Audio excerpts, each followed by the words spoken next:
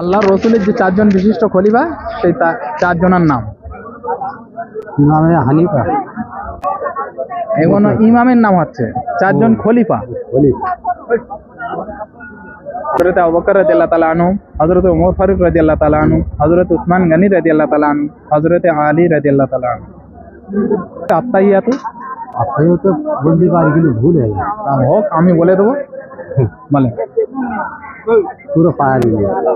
আচ্ছা, আমি বলে দিই। আত্তাহিয়াতু লিল্লাহি ওয়াস সালাওয়াতু ওয়াত তাইয়্যিবাতু আসসালামু আলাইকা আইয়ুহান নবী ওয়া রাহমাতুল্লাহি ওয়া বারাকাতুহু আসসালামু আলাইনা ওয়া আলা ইবাদিল্লাহিস সালিহিন আশহাদু আল লা ইলাহা ইল্লাল্লাহু ওয়া আশহাদু আন্না মুহাম্মাদান আবদুহু ওয়া রাসূলুহু। বলছি পারি কিন্তু ভুলে যায়। এমনি নাচ করে তখন মনে আছে, আবার ফেরত নিয়ে ভুলে যায়।